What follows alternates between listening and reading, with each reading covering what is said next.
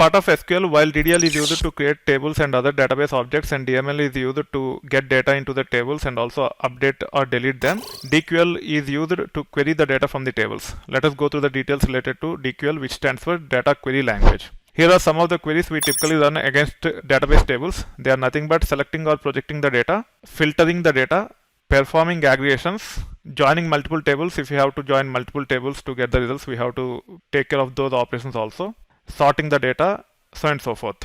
As you gain experience, you should be in a position to write effective queries by joining multiple tables and by clubbing all these operations together to get the desired results as per your business requirements.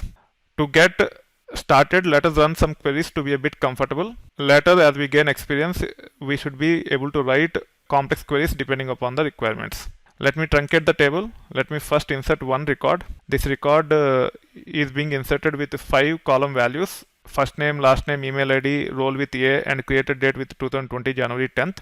And then I am inserting 4 records without user role, but only with user first name, last name, email ID, and created date. By default, you will be added to user role.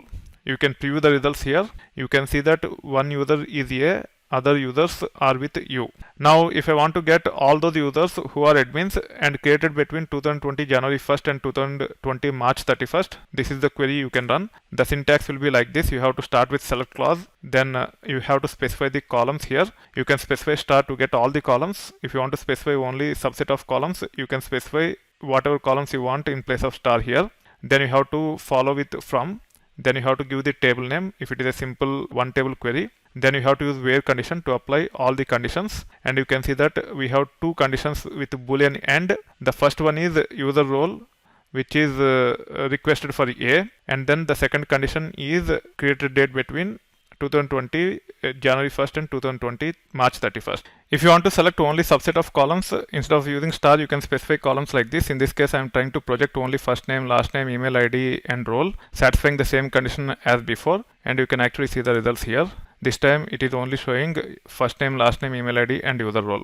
If you want to get all those users who are not admins and created between 2020 January 1st and 2020 March 31st, this is how the condition will look like. Everything else is same. Instead of saying equal to, we are saying not equal to, like this.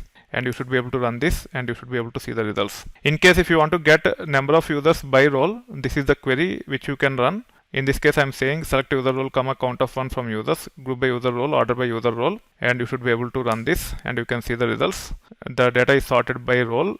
User role A have only 1 user, user role U have 4 users. This is how you can actually get started with DQL, which stands for Data Query Language. This is just a refresher for those who are already familiar with SQL. If you are not familiar with SQL, you need to focus on those skills as you gain knowledge with respect to programming related to application development, data engineering, etc. And we will be sharing those details if you are interested.